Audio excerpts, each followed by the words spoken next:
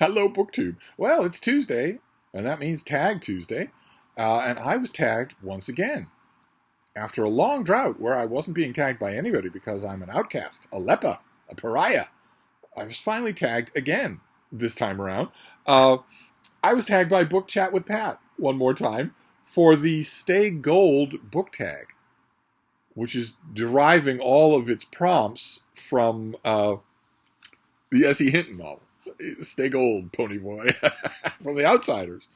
And I'm not a huge fan of The Outsiders, either the book or the famous movie. And so I was a little hesitant about doing the tag. And I said to Pat, I don't know, I was thinking about giving tags a miss today. And she said, you'll do this tag, or I'll rip off your head just for the pleasure of listening to you scream. And I said, well, but if you rip off my head, I won't be able to scream. And she went, so her reign of terror continues. So I am doing this tag, which is really wonderful. It has a wonderful origin story, and the tag itself is wonderful. The origin story, it comes from the new BookTube channel of MildRumpus, who just passed 1,000 subscribers. I might point out here that Book Chat with Pat is now within sight of 1,000 subscribers. She's just 200 or 300 subscribers off. That's a wonderful milestone. Once you pass 1,000 subscribers, you know that you're on the air, that you're a show, that you're not just reaching friends and students and some family of some kind or other, but that you're reaching strangers. And that is terrifying, of course, because it's the 21st century and this is social media, but it's also thrilling. But the MildRumpus decided when he reached 1,000 subscribers that rather than do the navel-gazing that, for instance, is so popular on my channel, he would instead look out at the BookTube community, and as a result, crafted a tag that is wonderful. You're going to love it. Everyone in the world has been tagged to do this, and I hope everybody does it, because that's also something that's nice. Reaching 4 digits in your subscriber count, it shouldn't make any difference. It doesn't make any sense, but it nevertheless feels wonderful. In a weird way, it does. And another thing that feels wonderful is to have a tag go viral. To have a creation of yours go viral. That also feels wonderful. So I hope this does. But the prompts are wonderful. They're all prompted by The Outsiders. Number 1 is Ponyboy Curtis. Share some BookTubers who've been especially supportive of your channel. And you can see what I mean. The questions aren't looking inward. They're looking outward to the BookTube community, the famous BookTube community.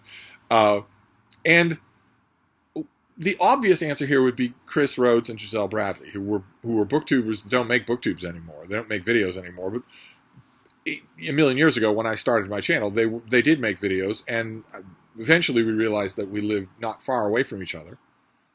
So we met, and we had lots of fun. We were out and about having lots of fun, coming back here so they could meet the dogs, and it was wonderful fun. And they gave me what I guess would have to count as the most fundamental kind of support for a channel, which is that they encouraged me to make one. They encouraged me that it was within my capability, technologically speaking. And so I did. And thanks to them, thanks to me appearing on their channel, I had subscribers already before I made any videos. I didn't have to start from zero momentum the way so many people do. And I was just chugging along, and it turned out that the technology was well within my capability. And then there was an issue. Then there was a baptism by fire, a hashtag, and a controversy. And my initial instinct, my very first instinct was, well, enough of this. If a single misspoken comment gets you condemned into the ground, gets you condemned in sweeping, categorical terms, then this isn't for you. Then this is everything that you've heard social media is, and that all of those descriptions, it turns out, were accurate. And so you want no sane person want anything to do with it. But not only did Chris and Giselle rally around, but so did a whole bunch of other people, including 4 people who had channels of their own at the time. And I when I think support, I think that's the model right there. And a couple of those 4 people don't make videos anymore, but Olive, and a book Olive, certainly does. That was an incredible shot in the arm to realize that, because that was something else that I'd heard. I'd heard that social media is a toxic piranha pit, but I'd also heard here and there that it could be wonderful. And I didn't believe that. I didn't believe either part of that. And then I got the demonstration of the one, and then I got a demonstration of the other. And that made a lot. It actually convinced me to stay. In what turns out to be an incredibly long shadow, that controversy, that hashtag weekend, is an incredibly long shadow. It casts a long, long shadow even today, of people just nonchalantly saying, "Oh, aren't you the guy who hates women?"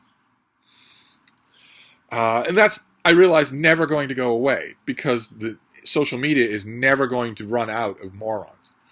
So that's always I'm going to have to deal with that. I'm going to stub my toe on that at moments when I don't expect it, literally the whole time that I'm on social media. With no hint of an arc, with no hint of context, and certainly with no awareness that it's possible that someone could regret something that they said 8 years ago. 8 years and 7,000 videos ago. No, it's that since I myself am morally perfect, if you ever did anything that is in any way even scuffed, well, then you were always that, and you always will be that.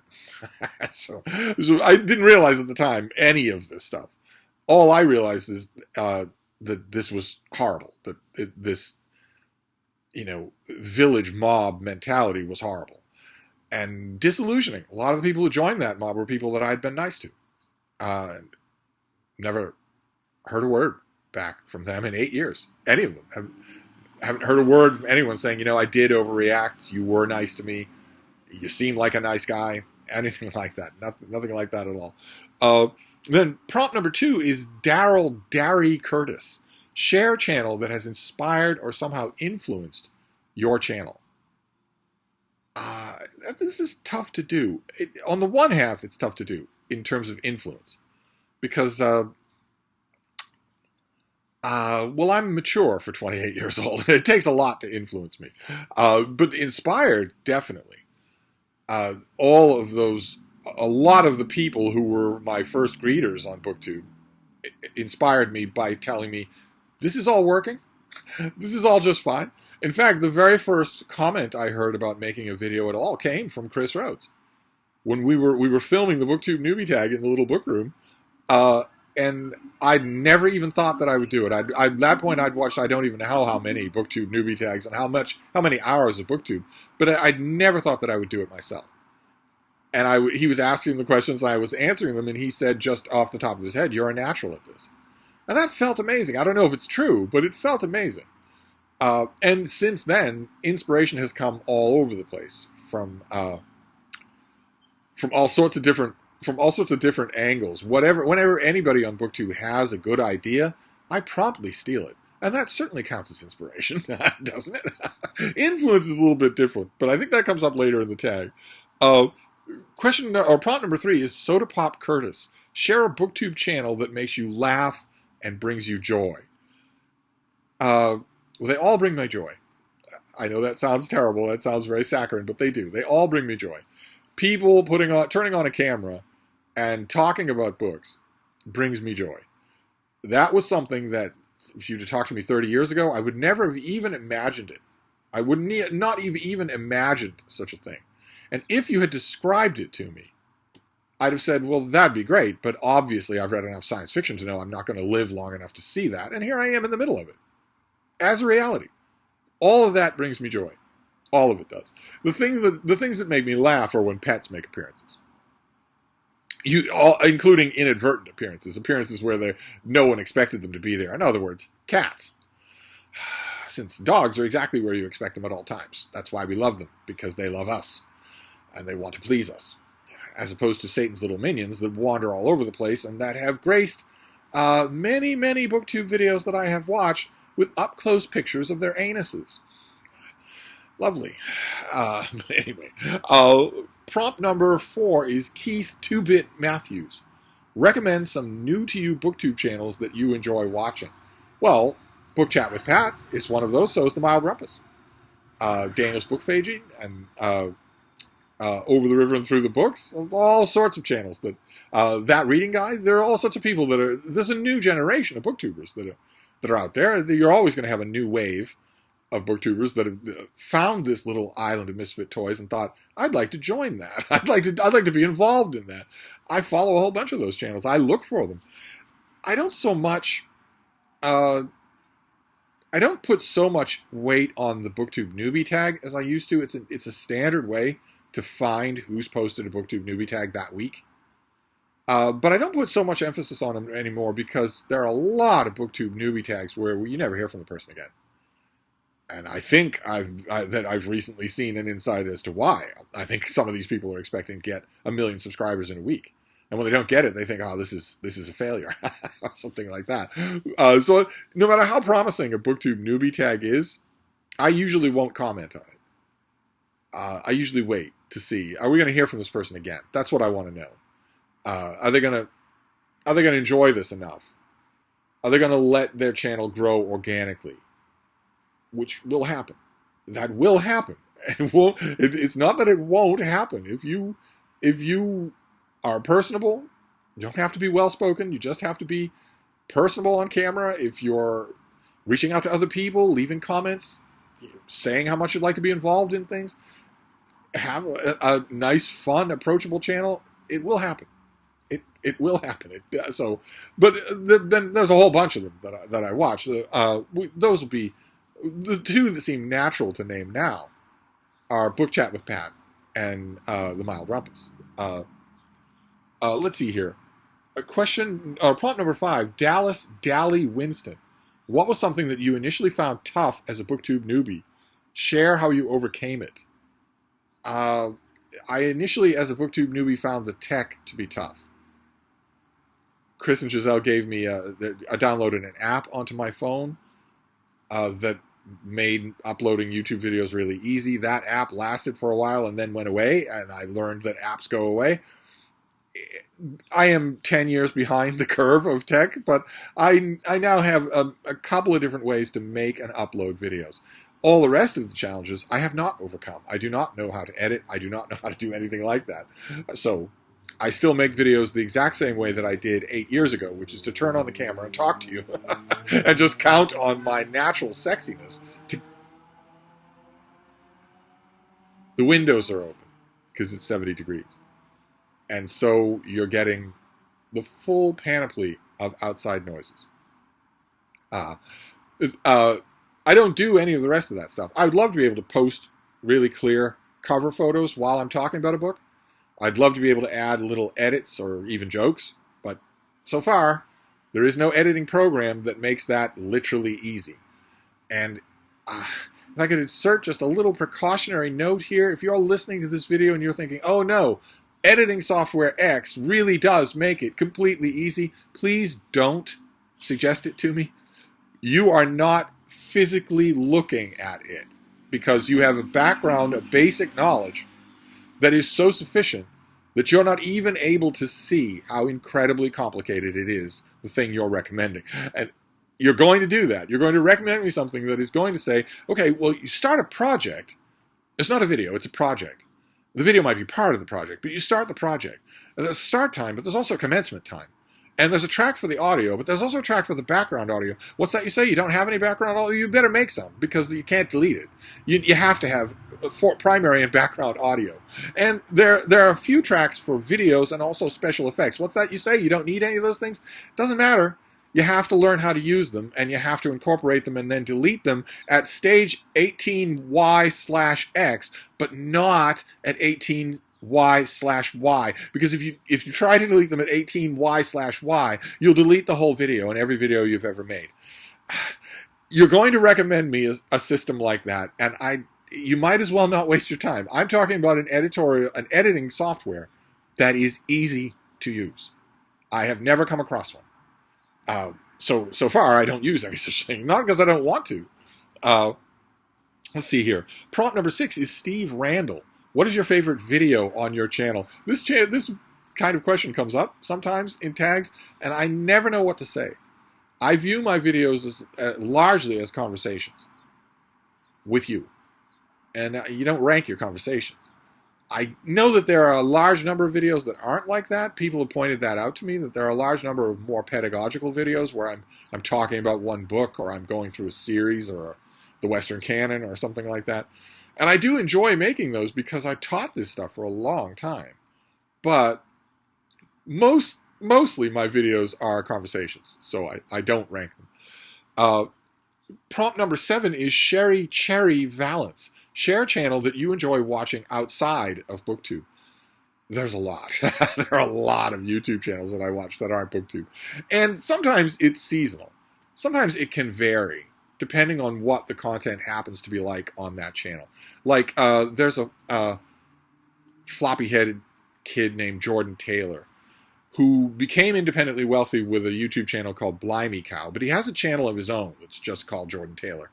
That's him and his wife living in the house that YouTube bought. And he's very young, and he's a hands-on homemaker.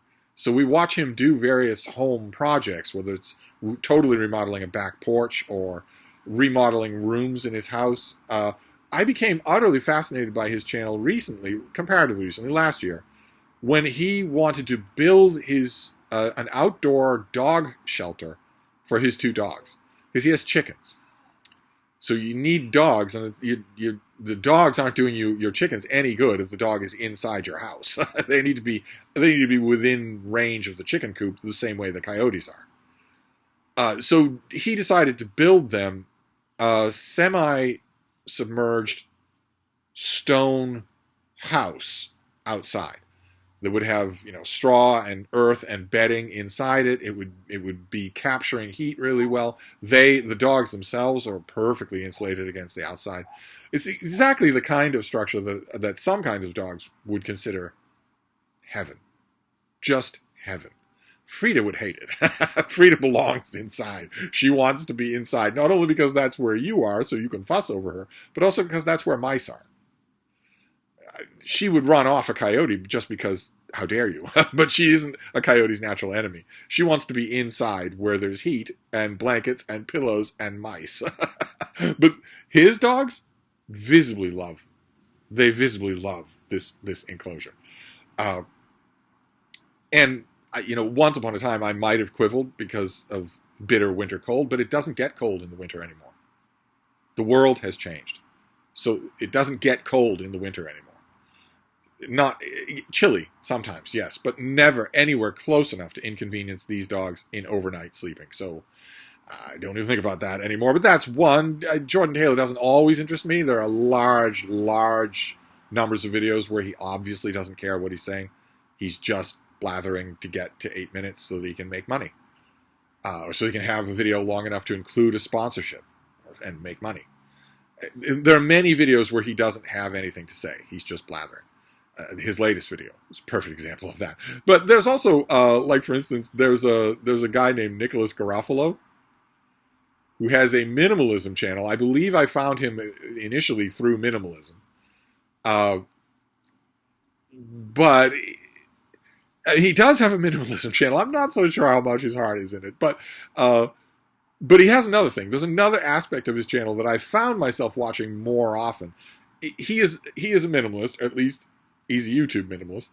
And his answer to a lot of moving pieces that would otherwise be clutter was the iPad Mini 6, which he uses for all kinds of things. In a minimalist setting, he uses it for all kinds of things that would otherwise be their own pieces of tech or their own pieces of clutter, their own notebooks or their own whatever.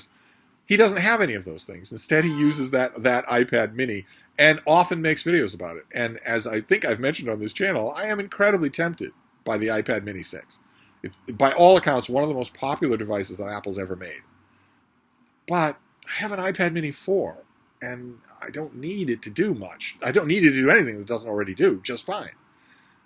Still, it's fun to watch his videos because they are halfway. They're half between the two. I get the impression that he has a very good sense of humor that he almost completely leaves out of his videos. No idea why. Maybe it's because he's catering to the minimalism crowd, the dude bro crowd, and they don't like humor. But I could be wrong. And then I guess one other non-BookTube channel that I could name, a channel by someone that I don't know that any of these people read. Jordan Taylor made a video that I actually brochetted for BroTube years ago about, I think it was Blinkist, something like that, which tells me that he doesn't read. And Nicholas Garofalo, he mentions a couple of times when he's talking about his iPad mini that it can hold 10,000 books. And isn't that great?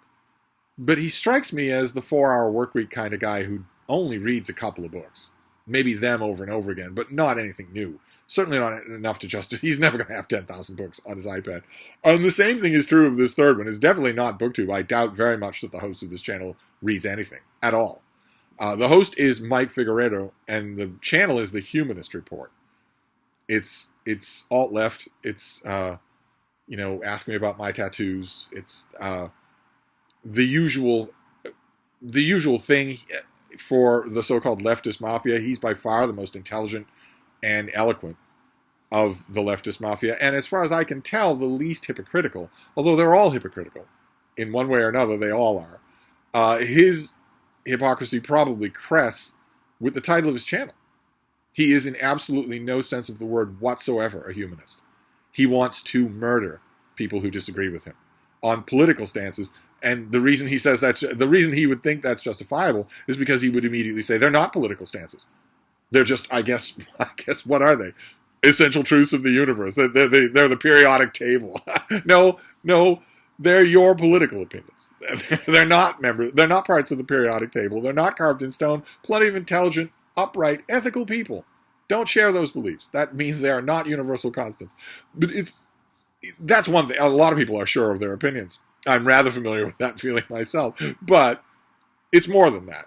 The alt-left shares with the alt-right a desire that is so strong they absolutely cannot hide it on camera, even when they're trying to, which is not to disagree with the people who hold opposite opinions, but to kill them. And needless to say, the humanists didn't think that way. So I watch his channel. I find it fascinating and sometimes genuinely funny. When he finds something genuinely funny and rips it to shreds, he's often very amusing. So all these channels, but there are so many others. Oh my God, so many others, including in this last week, true crime YouTube. I have started to discover true crime YouTube. Just a whole video on its own. But anyway, let's see here. Prompt number 7 is Johnny Cade. Discuss the effect that BookTube has had on you as a reader. This is always a little tricky for me to do without coming across as condescending. Apparently, in some parts of the internet, I come across as condescending no matter what I do. But I am not stressing about that. I am not concentrating on that, because I now know beyond a shadow of a doubt that there are a few hundred people who get that I'm not. And it turns out, I don't know if this makes me simple, but that's all I need.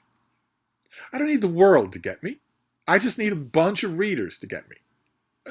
A bunch of readers who get me the way my old customers did at Barnes & Noble. And the co-workers that got me that are still my friends. I need that, and it turns out I don't need much of that. So it doesn't matter to me if some rando Calrissian is saying, oh, what a pompous guy. No. So it's always difficult to answer this question, because on the one hand, BookTube has not much changed me as a reader. That sounds terrible. That sounds insular, and it's not meant to be. In a lot of ways that deal with me as a reader, the roots go back before most of you were born. And they are extremely profuse roots. I haven't just been reading for decades and decades and decades. I've also been actively involved in the literary world. I've been teaching it. I've been doing edits. I've been writing and editing and critiquing. That whole time, I've been dealing with writers, talking with writers, getting to know writers, dumb writers, amateur writers who ended up going into business, and also famous writers, famous editors, all kinds of things like that. And that's been going on for a long time, apart from anything to do with BookTube. So on the one hand, in one way, BookTube hasn't changed me as a reader at all. On the other hand, I guess there's a way in which it has. It's certainly made me calm down as a reader, just a bit. It's easy to get doctrinaire when you are dealing with a silent medium. print is a silent medium. You're writing something and sending it off into the void. But videos going back and forth, that's not a silent medium. That's a person standing in front of an ugly curio cabinet talking to you about what they thought about book X, Y, or Z. And you've been watching their videos, so you want to know what they thought about books X, Y, or Z. And BookTube has calmed me down in the sense that I can listen to that and think, well, maybe there's something to that.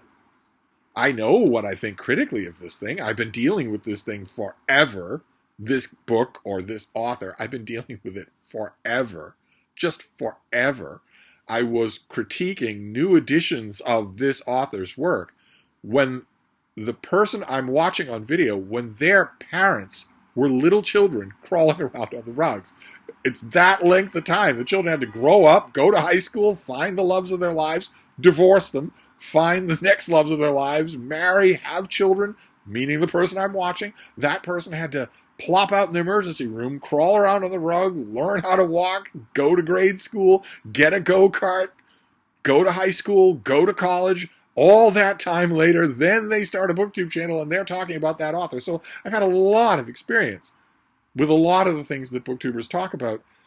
And that can lead you to cement an opinion or an attitude. And that's not possible with BookTube. If you're open-minded, that's not possible with BookTube. Because you're watching these people and you're paying attention to them and you like them and you respect their judgment as readers. So all of a sudden, I'm calmer. I'm less doctrinaire. Believe it or not, I'm less doctrinaire. And that is wonderful. It's absolutely wonderful. All of a sudden, like so many people have commented on, all of a sudden you've got other people with you in your reading brain. In the reading part of your brain, you've got other people, all these imaginary friends of yours. And that applies when I'm out shopping for books, but it also very much applies when I'm reading. And that has an effect. I haven't quite quantified it yet, and I want to. But anyway, let's see here. Prompt number 9, sunsets. Share a piece of advice/wisdom. I don't have any wisdom. I have lots of advice. I don't know where to begin with advice. Should we start with you? All right, we'll start with Frida. Your pets are people. Down a lesser version, down a smaller thing, they aren't a distant echo. They're people just like you. Evolutionary speaking, you have evolved to be good at language, at meta-conception. So this is me thinking about me thinking. Counting. Long-term visual memory. You've evolved to be able to do those things. You know what you can't do? You can't hold your breath for an hour. You know what you can't do? You can't swim at 30 miles an hour underwater in the Arctic. And you might be thinking, well, duh, of course I can't do that. Yeah, you're right. You can't do that. You know what else you can't do? Can't break your way through a solid wooden door. You have water for muscles. You can't see in the ultraviolet. You can't fly under your own power. You might think, well, hey, duh, yeah, I can't do that. I can't do any of those things, but I'm human.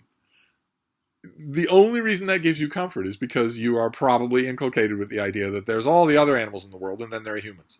And that there's some sort of fundamental difference between those two. There isn't. You're a species of animal. You're a species of great ape. And what we're doing right now with this technology and all this talk and whatnot is our specialty. It's our specialty. Every day, peregrine falcons do the same thing with their specialty. Every single day. Every single day, bumblebees do the same thing with their specialty. They have specialized in something else. That's all. The specialities don't make personhood. Of course they don't. The minute you think about that, you will realize that's true. The specialities don't make personhood. And unless you're just a straight-up bigot, that's all, then the mere accident of your species doesn't make for personhood either. What, nobody's a person but the species I happen to belong to because I say so? That's just bigotry. It's not the speciality and it's not the species. It's that people are people. They are a bundle of idiosyncratic traits. They are senses of humor. They are bad days and good days. They are Sometimes jerks, sometimes wonderful, self-effacing, sometimes overproud. That's everywhere. That's all over the animal world. So your pets definitely are that. They are people. They are under your care because they're living entirely in your world. If you were transported into their world, you'd be as helpless as they are. They're not toys. They're not fashion accessories. They're certainly not weapons. They're people. So that's a piece of advice number one. And piece of advice number two would be very, very simple. It's very, very simple. This is it. This is the one and only life that you get. And in about 10 minutes, it's going to be over. So give. Give to everybody. Make the first question that you ask to anyone, anywhere, in any circumstance. How can I help? How can I help you? What can I do? What can I give you? Give to everybody. Because you're not getting out of this alive. You're not getting out of it with any things that you accumulate. And all that you have to think about, all that you're going to be thinking about, if you get the luxury of a slow death, which is a pretty double-edged luxury, and you are going to get it, almost certainly, the odds are astronomically in favor of you getting a slow death in which you can think about your life. And when you do that,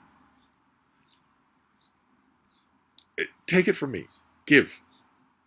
Give to everybody. And you can start with them.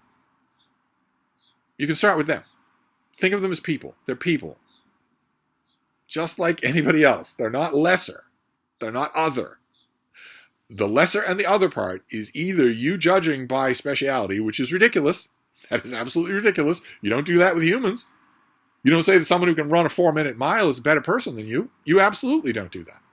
And you also don't say that the special needs kid at your school is a lesser person than you because you can score better on GEDs.